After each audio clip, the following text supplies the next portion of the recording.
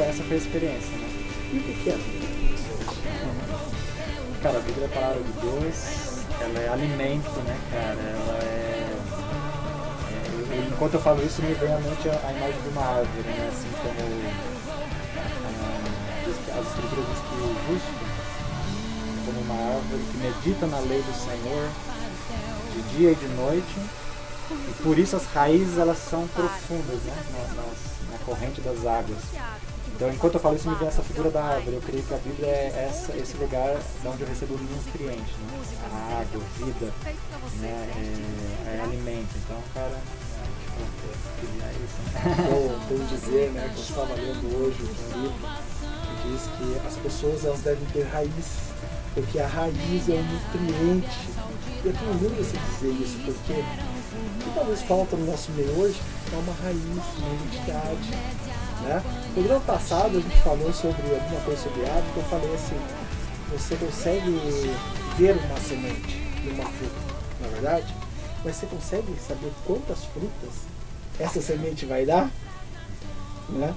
É muito tremendo, porque quando a gente recebe, né, o batismo do Espírito Santo, a gente recebe o poder dele.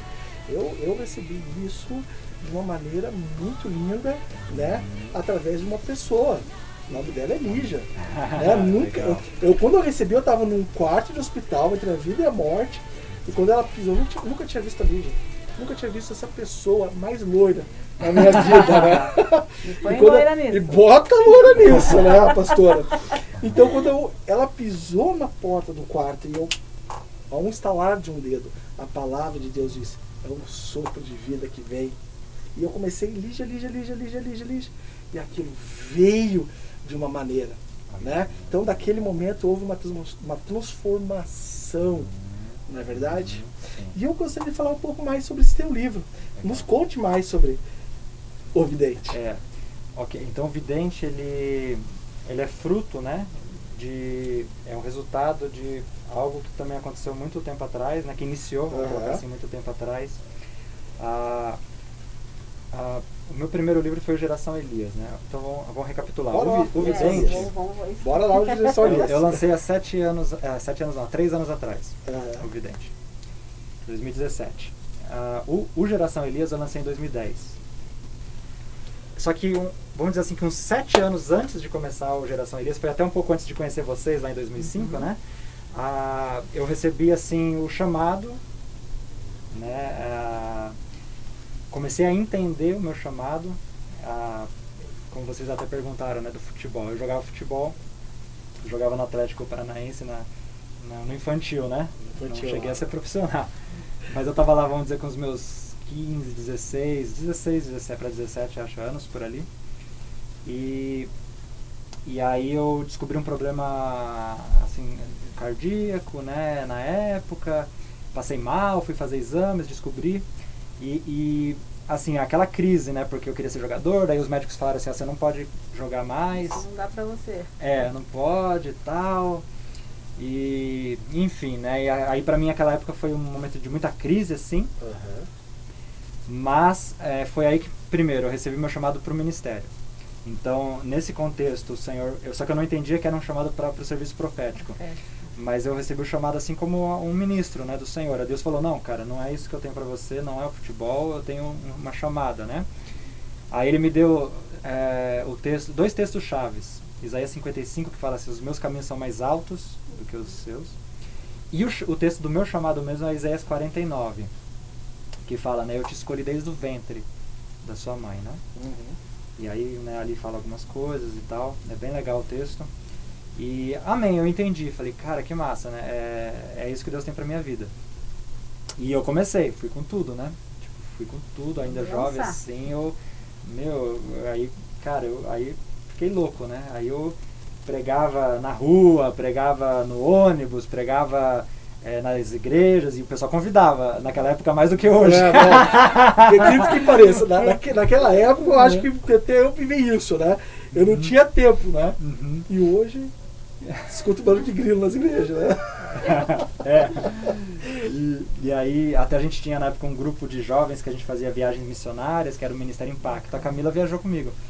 algumas vezes, né? Nossa, Camila, depois pergunte para ela as experiências que a gente tinha. Assim, a gente teve experiência em Paranaguá, por exemplo. A gente fez uma viagem missionária para Paranaguá que a gente foi dentro de um colégio, tipo, da prefeitura, assim, o retiro, o final de semana. Assim, eu lembro até, foi impressionante, assim, houve um derramamento do Espírito tão grande, assim, tão grande, a galera chorava, assim, já no primeiro dia, né? A galera chorando no chão, assim, berrando, assim. E aí eu lembro que tinha crianças, assim, naquele final de semana, as crianças chorando, elas tendo visões, assim, foi uma coisa, assim, impressionante. A Camila tava lá em Paranaguá junto lá. Então a gente começou, eu tava na Batista, mas a gente tava vivendo coisas sobrenaturais. Assim. Acho que a Camila nessa época tava ainda na aba, né? Não. Eu acho que ela estava fazendo a transição de Batista para o Instituto. Pro Instituto ainda? O Instituto não era igreja, aquela situação, né? Mas eles eram todos batistas. Da PIB, né? Eu não lembro exatamente o ano ali que a Camila foi pra PIB, mas eu lembro, ela da PIB, assim, né? Da PIB e do Instituto, né? Isso. E aí eu sei que a gente foi pra Lapa, a gente foi pra Contenda, pra Joinville, a gente fez várias viagens com esse grupo, assim, a gente era bem massa, assim, a gente vivia coisas bem impressionantes, assim, na época, assim, pra gente, né? No Senhor. E beleza, então foi um tempo muito legal, só que eu ainda não entendia muito bem a questão do chamado pro serviço profético, né? E aí, só que daí o Senhor começou a me falar sobre isso. Então, aí começou a vir a mensagem do Geração Elias. Porque a Geração Elias, vamos dizer assim, é o termo que eu usei para se referir a pessoas que se moveriam na unção de Elias. Né? Que Jesus falou que João Batista veio na unção de Elias. E Deus começou a falar sobre uma geração que se moveria na unção profética comigo, e eu comecei a entender que eu fazia parte disso, e comecei a receber essa unção. E comecei a receber palavras a respeito disso, né? E aí eu comecei a escrever o livro. Aí, 7 anos depois que eu comecei a escrever, eu publiquei, que foi 2010. Legal. Só que nesse contexto eu comecei a entender assim que também era mais, no meu caso, era mais do que apenas ser uma geração profética, porque assim, como a Bíblia diz, né, Paulo? Todos podem profetizar, mas nem todos são profetas. Né? Efésios 4 vai falar assim que o Senhor estabeleceu alguns para apóstolos, alguns para profetas, né? Alguns para evangelistas, pastores e mestres.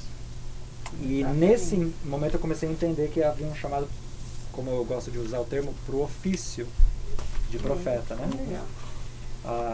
Só que não foi só um entendimento, houve algumas experiências mesmo, né? Eu tive algumas experiências, uma de um batismo de fogo que eu recebi, que eu tremia no chão assim. E o Senhor falava assim, profeta às nações. Profeta às nações. Profeta às nações. E aquilo era uma separação, o Senhor estava me separando, né?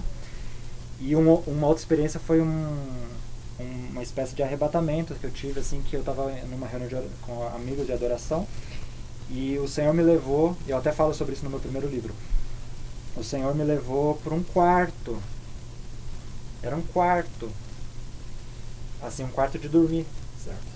E aí, nesse quarto, tipo aquelas camas antigas com aqueles aventais, assim, né? Aquelas cortinas, assim, sabe? Tem um nome certo, né, pra isso, eu não sei se vocês lembram. Não, é que fica na cama mesmo. Sabe aqueles que tinha antigamente, né? Antigas que colocavam no voal, assim, pra... Um mosquiteiro, né? Um mosquiteiro. Um mosquiteiro. Um mosquiteiro ali. E aí... tipo, o pessoal usava antigamente bastante, né? E aí eu entrei num quarto que tinha essas panos assim na cama ali e tal. E tava escuro. Mas era o quarto do Senhor. Então assim, eu sabia assim no meu espírito, nossa, eu tô entrando aqui. E o Senhor tava no quarto, eu não via ele. Eu não via ele, mas eu sabia que ele estava ali. A presença dele estava naquele quarto ali. E era o quarto do Senhor. E o Senhor falava assim comigo, ele trazia assim para mim, que estava me chamando para vigiar. Ele falou assim, o seu lugar é aqui, tipo, o seu lugar é como um vigia. Eu estou te separando para você vigiar diante de mim. E eu sentia como se houvesse um rio de lágrimas que saía do Senhor, assim, sabe? Como se a tristeza, aquele dia ele estava compartilhando como se fosse